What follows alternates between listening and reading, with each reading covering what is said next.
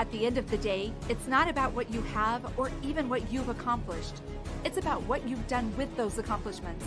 It's about who you've lifted up, who you've made better. It's about what you've given back. Denzel Washington. Welcome to Inspire Vision. Our sole purpose is to elevate the lives of others and to inspire you to do the same. Ora Nadrich, welcome to the show. Hi, Doug. Thank you for having me. Hey, thanks for being on the show. I love what you're doing, and I think with what's going on in the world today and so forth, that this is going to be a very timely discussion. And what I'd love for you to do for the audience is kind of explain who you are and kind of your story, your journey to where you are at this point, some of the books that you've written, and then we'll talk specifically about the most recent book that you've written.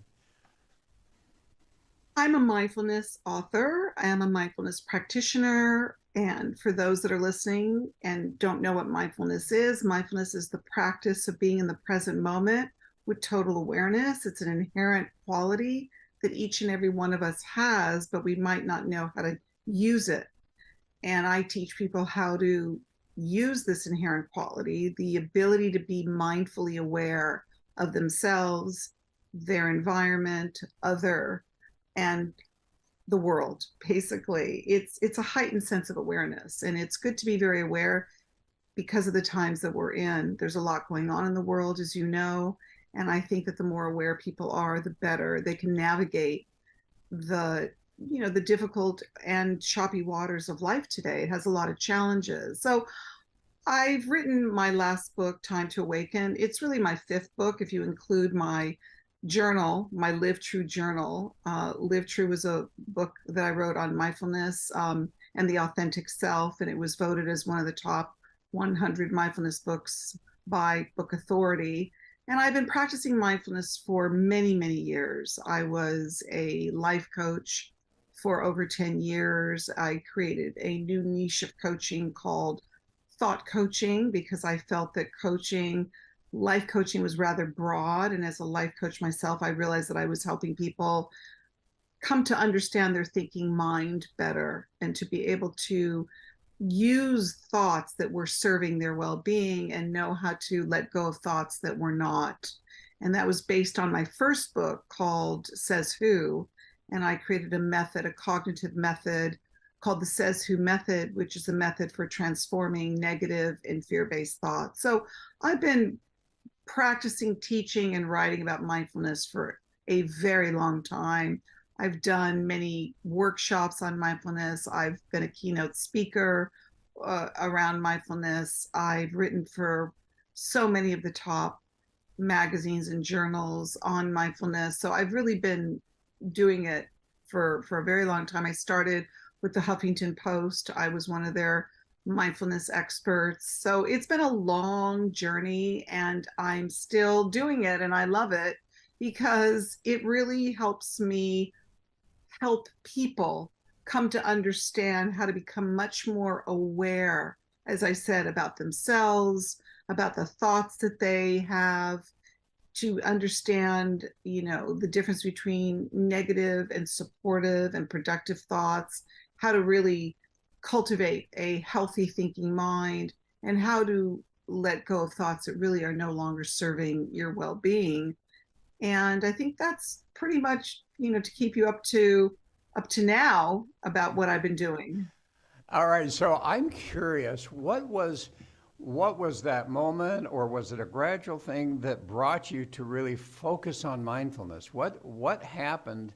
Was there an experience you had or whatever that brought you to this area of mindfulness and wanting to help people really experience that? Yes, I was very much on a psychospiritual journey myself for a very long time. I embarked on that journey, well over 30 years ago. And I was an actress for 10 years and a screenwriter. And I wanted to learn different modalities of how to things like meditate and work with different modalities and therapies that could help me understand myself better. It was something that I was very drawn to. And so I learned, I studied, I got certified in many different areas in the psycho-spiritual world, if you will. I was a meditator while I was an actress. I did transcendental meditation, which is also called TM meditation, and it was incredibly helpful for me while I was an actress. And I so benefited from being a meditator, but I wanted to learn different ways to meditate, not just transcendental meditation. And I went into the area of mindfulness. I started to read a lot of books about mindfulness, and I decided to become certified as a mindfulness meditation teacher. And I just loved it. I thought it was incredibly helpful and useful and so abundant in how it can really change your life when you become a much more conscious, aware, awake human being.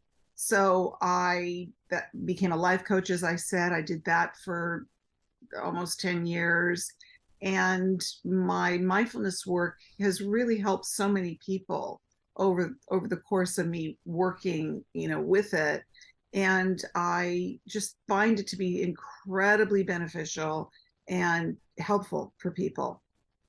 Well, it was interesting. I was reading an article. Let me see if I can pull it up here.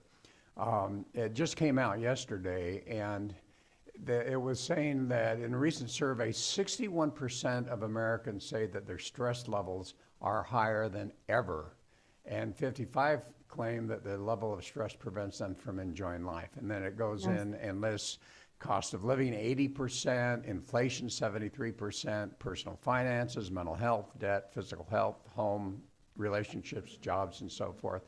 So, I found that fascinating to see where, there are so many things that are going on right now. And then we talk about the wars that are going on, the conflicts, and politically, the anger that's existing throughout the U.S. and other places. It's creating such a situation for people. And, as you said, the world is changing. How do you feel that people can start to deal with these issues in a way that's going to be mentally, emotionally, and it also becomes physically healthy for them? Doug, you're absolutely right. And the world has changed, and it changed 3 years ago when we had to deal with COVID and people went into their homes and they went into lockdowns and they had to really change their lives radically, which was highly unnatural. So people were already very stressed out about that. They went into a heightened state of fear, which is a fight or flight state, and decisions were made in that state, and it affected everything from people's work, their home life, children in education, it just across the board, this was unprecedented. So we had a very, very heightened sense of fear and concern and worry. And this type of emotional state that people found themselves in created just unnatural spike levels of stress. So we've already had that for the last 3 years. And just as we're trying to come out of that, now there's a war in Israel, and that's got people really worked up about that. And you have a lot of political dissent, people who are very polarized. This has been going on, as I said, for the last 3 years, and now we are seeing it carry over into the political mainstream, where people are, differing in their opinions about, not only what they felt about COVID, but now it's about a war. And even before the Israel war, it was the Ukraine war. So we've had just one thing after the next, and people can barely come up for air. And they're being bombarded and blitzkrieg daily by watching this on the news and seeing one horrific story after the next. It can make people feel not only stressed and anxious and depressed, but rather hopeless, So this is a time where we really do need to bump up our self-care, which is why I think having an awareness of what to do is very important. And I try and teach that with my mindfulness work. Things like be very mindfully aware of how much news are you watching, and be very mindfully aware of how much time you're spending on your phone and your gadgets, and how much of this negativity are you allowing to come in on a daily basis, and are you balancing that with other things that are about self-care and nurturing and calming down the nervous system. Do you know? So people really need to understand that they are inundated with negativity and, all of these news stories that are frightening, and they're negative, and it's very fear agitating. It's a lot. It's a lot for people to contend with. Well, and yeah, it is. And as you said, it started with COVID and then it's just gone on and on and on. And you mentioned one thing about this awareness, and you're saying time to awaken and, be aware. How do you suggest so many people experience all of this stress in their lives? They're experiencing the fear, they're experiencing all of these dynamics. And I think a lot of them feel really lost. And you mentioned one thing that really struck me was when you're actually experiencing life, it's time to actually look at that and go, is this positive or is this negative? And how do you help them to become aware and to be willing to actually look at their life and go, you know what, this isn't right. This isn't the way I want to be able to live. Exactly. Well, first of all, a lot of people are feeling things and they don't know why. Well, what I just mentioned, all the things that we've been through over the last 3 years, is a lot. So when people are feeling different emotions and different feelings, and feeling a sense of, you know, even depression or anxiety, they might not know it's because they've been inundated for the last 3 years with so many things that are jarring to the nervous system. Do you know? So how I really try and encourage people to be more aware is to understand, first of all, you're not the only one that's going through this. This is something that I would venture to say millions of people are feeling. I mean, we've had a lot of very heavy stuff happen over the last 3 years, which is why I really encourage the balance of to make sure you don't just allow yourself to be consumed by all of these negative news stories, you know? So when you say they feel lost, Doug, yes, they may feel very lost, but I want people also to know that they're not alone, because a lot of people also feel alone. They feel like they're in a vacuum. They feel like they're in this bubble.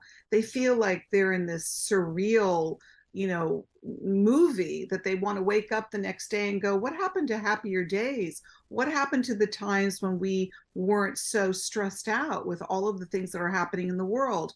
And again, these things are happening. We have to acknowledge them. We have to understand that this is happening in real time.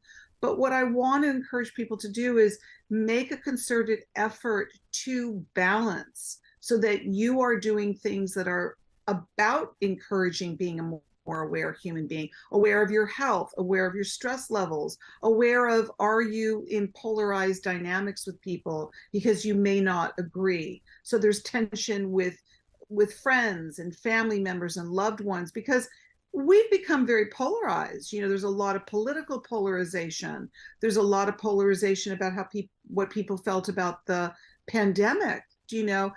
People should honor their own feelings. They should trust that what they feel in their own hearts and in their own souls needs to be paid attention to, that you have a right to feel how you feel, and you have a right to honor how you feel, and be able to ask questions, share your feelings and your insights with the people that you feel comfortable with and that you can trust. And we need to have civil discourse. We need to be able to have conversations where we're not arguing, where we don't feel like we're politically pulled apart from one another. I think it's more important now than ever before that we have to cultivate healthy dynamics with people around us.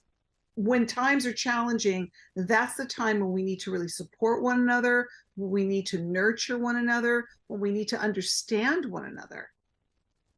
What, It's interesting, as you said, COVID and probably just a little bit before that too. But what would you say the foundation of this polarization has been? Is it a generational situation? Because, in our generation, you didn't see quite this much polarization going on. And then as time has gone on, all of a sudden we're seeing greater and greater polarization.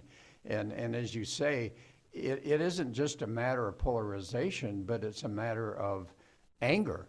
You see Yes. people now, as you said, it's one thing, you and I may disagree on politics, we may disagree on religion, we may disagree on all sorts of things. But to be able to have a conversation and smile about that and being able to understand the other person and give them the right to, feel and think the way that they do, that's a different attitude than what we're experiencing now. What do you think brought about? Is this a generational thing, or why all of a sudden is there such greater polarization going on? I don't think it's a generational thing per se, Doug, because I have the same observation you have. And I was just talking about this recently. Why is there so much anger? Why is there such an expression of hatred? I've never seen anything like it. Now let's just take, I mean, I would say I saw it during COVID. I saw a lot of people who had differing opinions about what was happening with COVID. There were people that were pro-vaccine, people that were felt very connected to bodily autonomy and natural immunity, and people were polarizing each other of whether they were vaccinated or they weren't vaccinated. And there was a lot of dissent and a lot of fighting and arguing amongst family members and loved ones. So we already started seeing that come about because, again, we were in a very unnatural, unprecedented situation. There was a declared pandemic globally, and not everybody had the same opinions about it. Not everybody had the same opinions about being locked down and about not being able to go to work, or your children that were doing virtual learning and you were still paying, school tuitions, and their learning was cut in half. People felt resentful that they couldn't go back to work, or they were being vilified if they held certain personal health and or religious beliefs about their health. So that already stirred up tremendous polarization. Now think about how we start to pile things on. We've got that as this unprecedented situation that polarized us. Then we had the BLM riots that came right after that. Then, I mean, I'm trying to do the proper timeline here. Then we had we pulled out of Afghanistan, and then we had the Ukraine war. Now we're having the Israel war. It's like one thing being piled up on top of the other. And what it's doing is it's getting people that much more worked up. It's getting people that much more stuck in their position of beliefs or their political beliefs or their biases, because some people feel that it's this way or the highway. So we're talking past each other. We're not even listening to each other. And I think it's really important right now. This is what I subscribe to, and I really did subscribe to this over the last couple of years. I didn't want to just listen to people that agreed with me. I didn't want to just listen to people that had the exact same opinions and beliefs as me, because I like to grow and I like to learn about what someone else thinks and what someone else feels. We can't live in these little bubbles, these little, vacuums that we only relate to people that think exactly like we think. I think it's important to have civil discourse and be able to hear why someone has a differing opinion than you, whether you're on the right of politics or the left of politics, or you're in the middle, or you're one religion or another religion. I think the way a lot of things are set up in life is to polarize us, is to look at each other like, well, you're the other. There's me, and then you're the other. And if I don't agree with the other, then I'm going to, and now we live in a time where you can get, censored and canceled. And, it's just, these are very different times than I think either you or I can remember growing up in. It's a real game changer. So back to what you said, and I have the same observation as you. The level of disrespect, the type of anger that I'm seeing. I mean, I'm seeing specifically when you said generational thing, to what I'm seeing, let's say on college campuses, as far as kids really expressing their feelings about the war in Israel, I'm seeing these young students at some of the most coveted colleges in the country, and they're talking to each other so disrespectfully, just because they don't agree with one another, or they're viewing each other very judgmentally. Now you have to wonder, like, is this something that is being taught? Is this something that is a type of indoctrination? Is it a type of brainwashing? Is this coming from their own personal beliefs? Is this coming from their own, biases, or the way they grew up, or what they heard in the household? But it's really come to full exposure now. And I think that it makes us look at how far we've gone away from being civil to one another. There's so much incivility today. And I look at that and I think, wow, we've really come such a far distance from, a type of interaction and a type of, unification as a humanity, that I think it's important for us to really look at. And it's incumbent, I believe, for each and every one of us to look at that within ourselves, and where mindfulness, just to bring mindfulness into this point, Yeah. where mindfulness comes in so helpfully, is that it's awareness building. It means that if I'm going to say something to you and I don't agree with you, how do I want to convey that to you? Do I want to say it angrily? Do I want to be disrespectful? Or do I want to say, hey, Doug, you know what? I don't really agree with you about this point that you're making, and here's why, so that we can hear one another. And I think that if I do that, if I make a concerted effort to be a more mindful communicator, and you make an effort to be a more mindful communicator, we're sending that message out wide and far.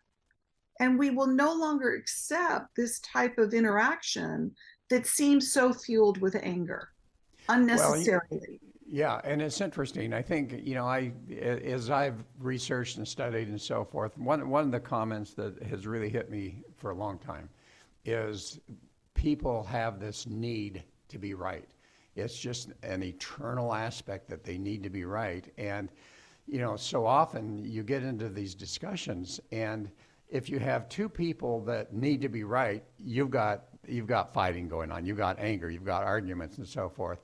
When you have two people that can, comfortably agree to disagree, Yes. you respect the other person, you give them the right to have their thoughts and their processes, whatever that happens to be, but you don't have this sense that you have to be right. So when we talk about your book, Time to Awaken, and of course, that is so pertinent right now, what you talk about these college kids and what's going on in these colleges, whether it's, the top colleges or non-top colleges, it's going on everywhere. You've got the people that are just so angry and so unkind and doing both, physical as well as verbal type of Yes. situations. Yes. How do we address that in a way to help them to start to minimize that? I mean, how do you take me, if I'm just all angry and so forth, how do you help me to, number one, be aware that, that isn't healthy, number one, but number two, to start to make those changes? It's interesting because I do think that, those interactions are so heated, and there's a lot of, I don't know how much you've seen. I'm on social media, specifically on Instagram is the one that I'm on the most. I really, I don't go on X as much, and I don't really go on Facebook very much, but Instagram is the one that I'm on the most.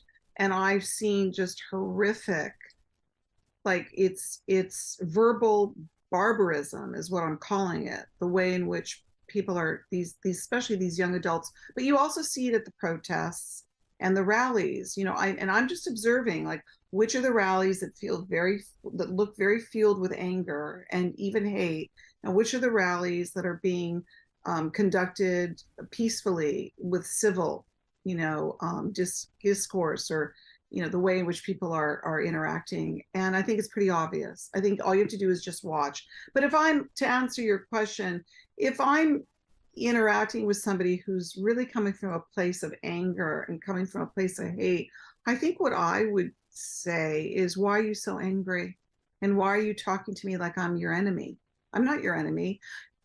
None of us are the enemy. We're talking about, a lot of specifically what I'm bringing up is because of the war in Israel, you have a very divided narrative. You have the pro-Palestinian narrative and you have the pro-Israel narrative. And I like to say I'm pro-humanity. Do you know what I mean? People feel Yeah. very forced to take a side. And if you take a side, you're attacked for taking that side because then you're opposing the other side. So it's like we're being set up already. It's like this perfect storm, if you will, to set yourself up to be adversarial with somebody.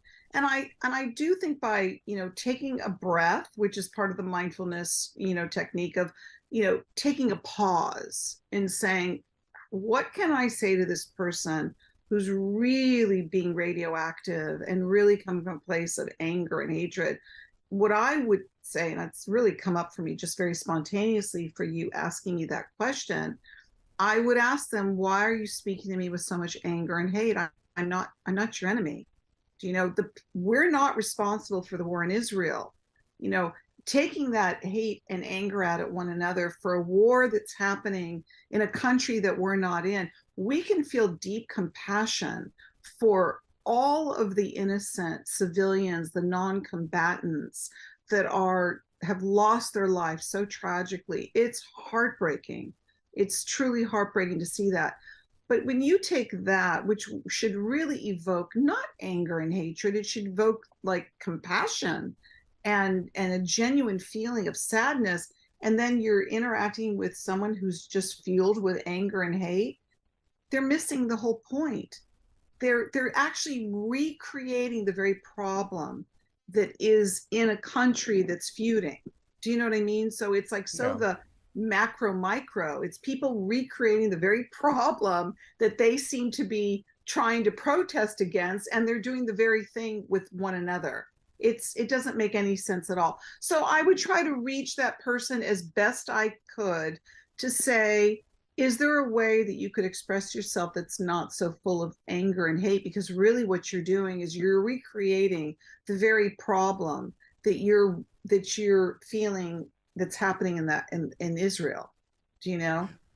Well, and what strikes me, as I mentioned before with some of my other interviews, I'm actually in Thailand right now, Oh, and wonderful. oh yeah, and it's fascinating as I've getting to know the culture and watching people who, and I think 95% of the people here are Buddhists, right? And and yet they have just such total respect. It was fascinating. I was visiting, I love to take pictures, so I was going to different temples and getting pictures and so forth. And I went to one, and here was this beautiful Buddhist temple. And then off to the side was another beautiful building. And I asked the guide, I said, what is that? And they go, well, that's the Muslim temple.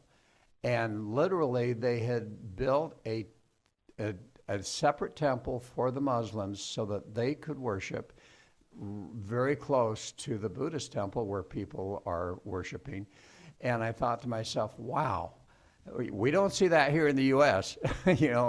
No, you're so right, Doug. We and don't, and that's the kind of embracing of oneness, which is really one of the tenets of Buddhism, that we're not separate from each other, but that we're actually one, and that we're unified. And yet, look at all this feuding, look at all this polarization. You bringing up a Buddhist temple, which I've always loved the tenets of Buddhism, which really is about being connected and not feeling separate from anyone or anything.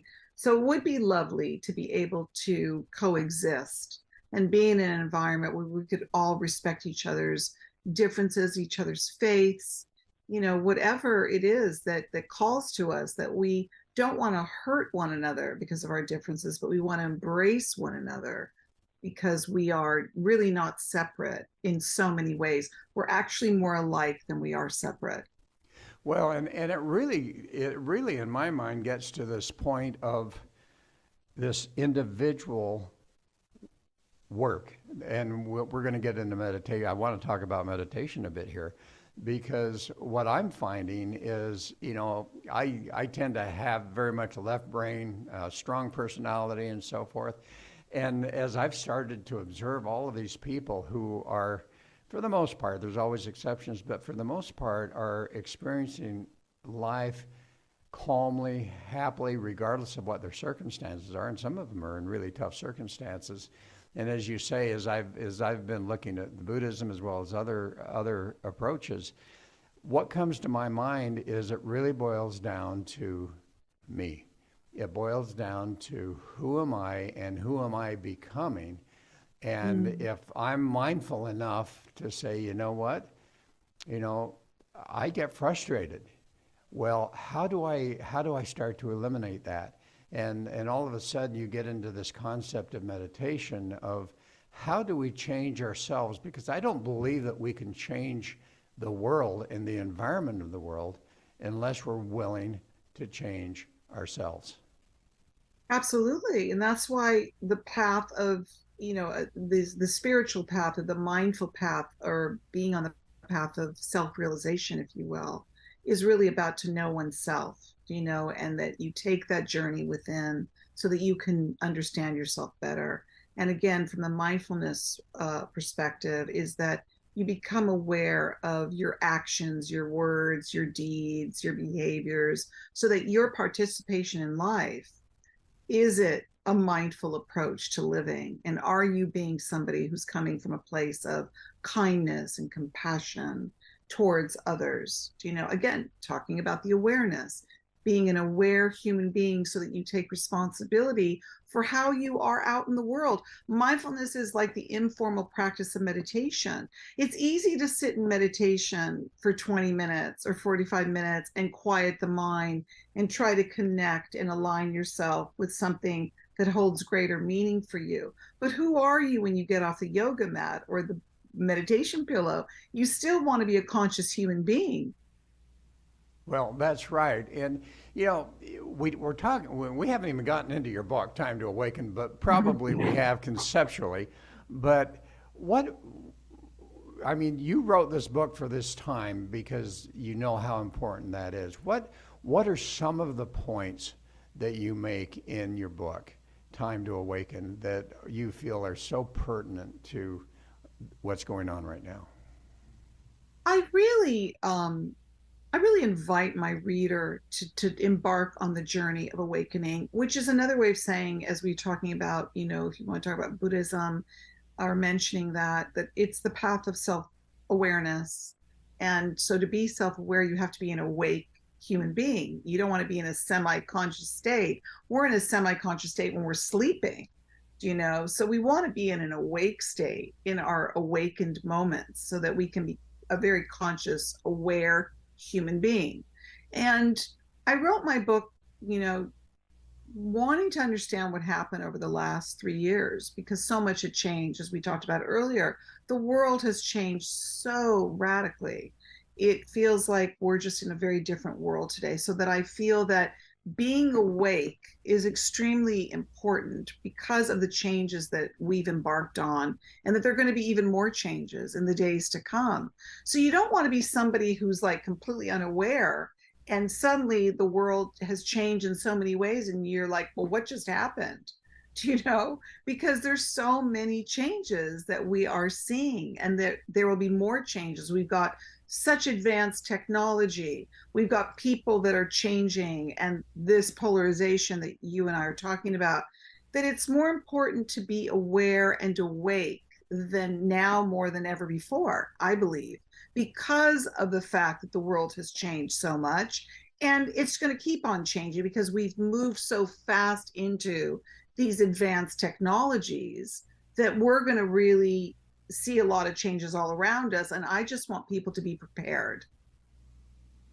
Well, and you talk about fear and unconsciousness. And it's interesting. Yeah, I've been, you're into Instagram, and I like that, and I look at some of the other ones, and I've been watching a little bit of TikTok because I've been fascinated by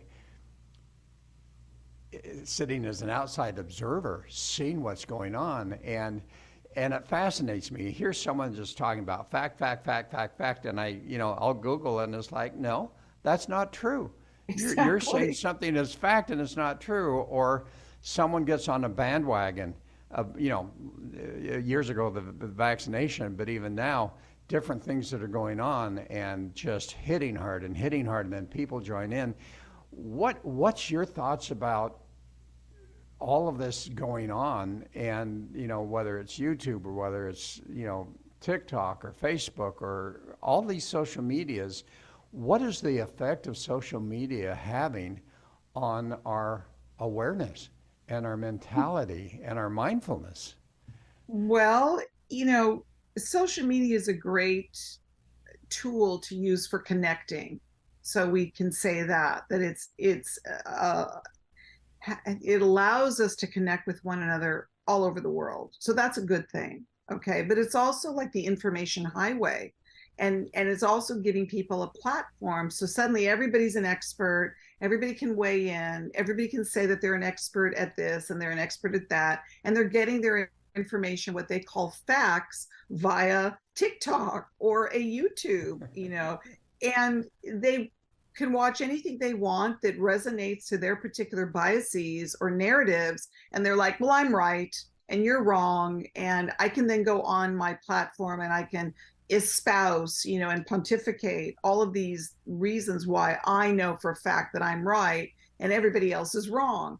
So, I think it's both a very helpful tool, but it can also be used as a weapon. And it has its dangers because of that, because it gives people a right to just say whatever they want, and they wouldn't say that if they were really physically in front of each other. They can say it because they know they're in a safe zone, and they can just say the most horrible, crazy things, and they're not going to have somebody that's going to come after them physically. So a lot of people use it consciously, and a lot of people use it unconsciously, and they abuse it and they misuse it. So we're seeing a lot of that. We're seeing a lot of everything at this point.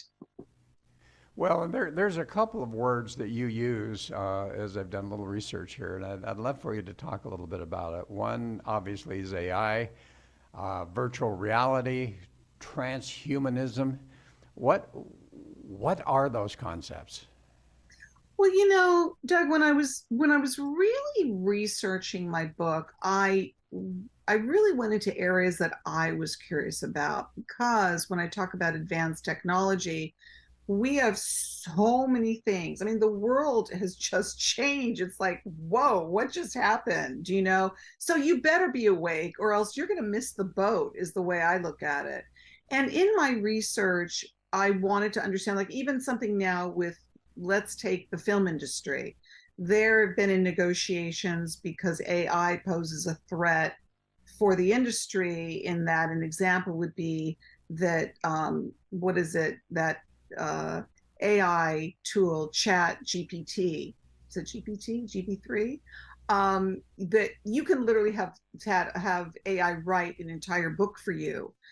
Kids can do their entire thesis written by AI.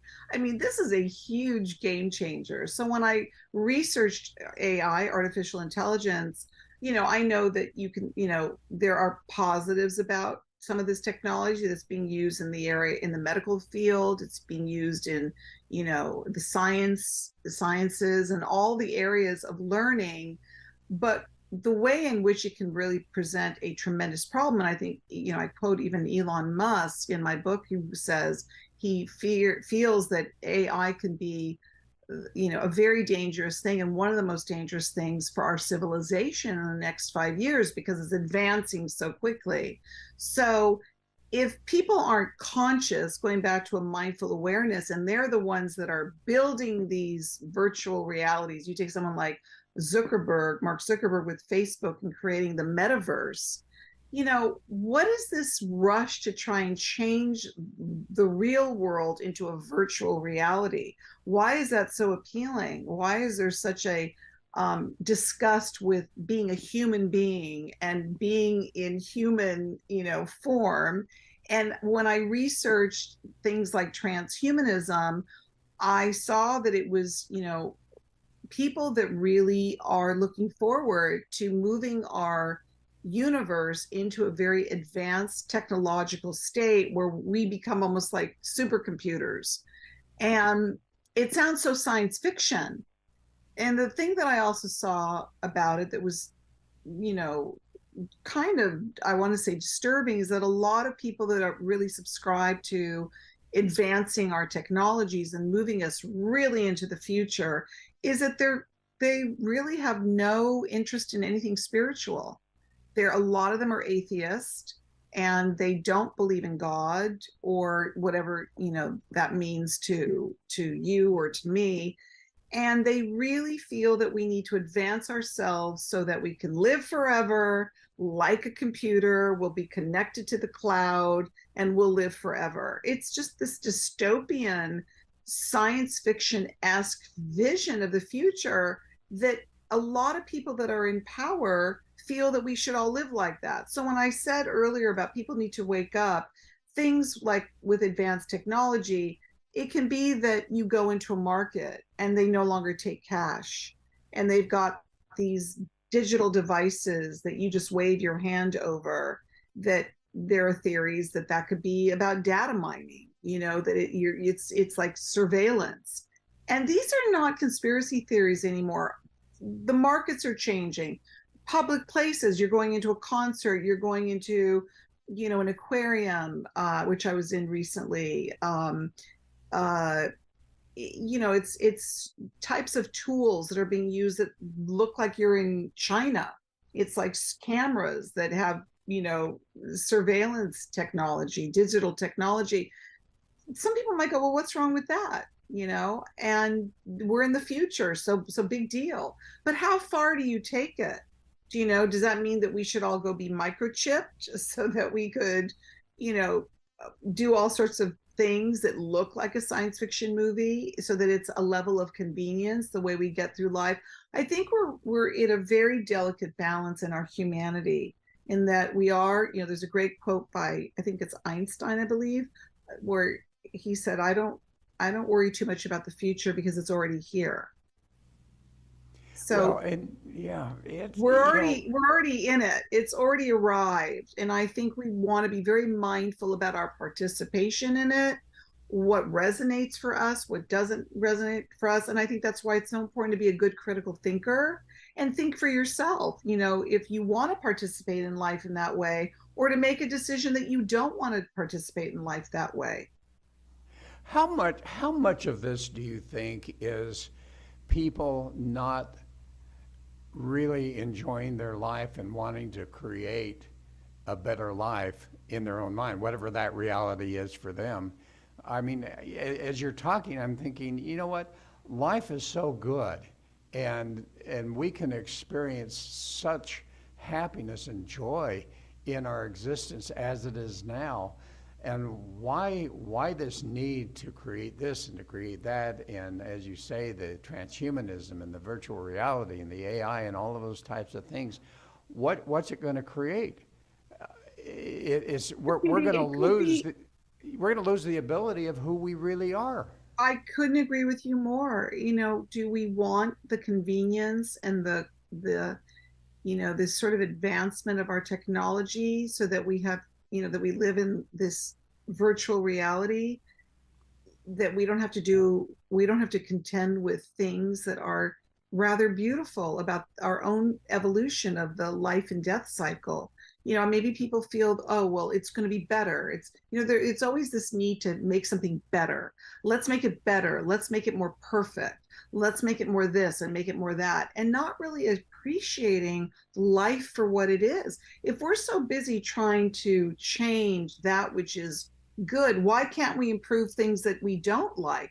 Let's improve pollution. Let's improve the way in which we're robbing this planet of its natural resources, and we're doing things by polluting the planet and hurting the planet. But instead, what we want to forget that and just create some virtual reality so that all this other stuff will just magically go away.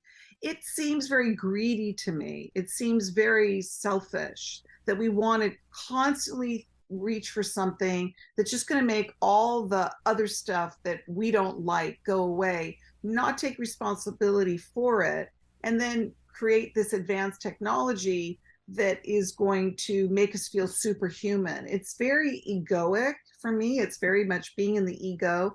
And I think of a lot of the people that are behind these movements, these futurist type of transhumanist movements. A lot of them are extremely wealthy people. They can afford to, I know I read in my research of my book that Mark Zuckerberg has a robot called Jarvis, that he can afford to create a robot for himself, and he's called it his intellectual equal. It's like, oh, I guess, the robot is more your intellectual equal than a human being. So I can't get into the heads and minds of these people that, as wealthy as they are, if that's their vision of the future, you know what, Doug? It's not my vision of the future. And I think that's why it's important to think for yourself. That's why it's important to be awake and to be aware and to be a good critical thinker and say, I don't resonate to that at all. That doesn't call to me at all. I don't want to live like that. We have a say in the matter. Well, and so what is your message? What is your message to the audience that's listening to this podcast as we finish up today? What would be the message that you want to share with them? I think the message that I really want to share with people is to get in touch with who you are. Get in touch with your authentic self. Advocate for yourself. Come to know who you are, and that you're a sovereign human being who has the right to live this life out the way you want to live it out. But you need to know what that means for you. And so it's important to be aware of what that means for you, so that you can look at the things that you and I talked about today and say, yes, I agree with that, or no, I don't want to live my life like that. And I have a right to live my life and have agency over myself and live my life in the way that it feels really authentic to me. It doesn't matter what other people are doing. You don't need to follow the herd. We're not sheep. We don't need to go along with what everybody else thinks is in vogue right now when it doesn't ring true for us. So have a mindful awareness of your true authentic self and live that life, and know that you deserve to live that life. But really listen to what is being said and listen to the changes that you're observing, so that you can have a better sense of what they are, and that you can decide for yourself whether you want to go along with these narratives or that you don't, and that you can live the life that you want to live for yourself. Live the authentic life. You deserve that in your lifetime. Well said. So how do the folks find your books, and how do they find you? They can go to my website, oranadrich.com. And if they want to order my books, Amazon is always the fastest way to get them. All right. Ora, thank you so much. This has been a fascinating conversation. Oh my goodness, there's so much going on, and I'm not sure Yes, there's a there is. solution, but I think you've hit on the point. The solution is the self, and The self. starting to really become who you truly are, and understanding who you really are. Um, Absolutely. Yes, so, Doug. That's yeah. exactly right. Thank you. I appreciate you being on the show. Thanks so much. Folks, thanks for listening. I hope that you'll really get involved in this and start to really create that curiosity within yourself to think about how it is that you can get out of this sense of fear and really become and understand who you are, and allow other people the same right. So thanks for listening. Hope you'll join with us soon. This is Dr. Doug saying have a wonderful week.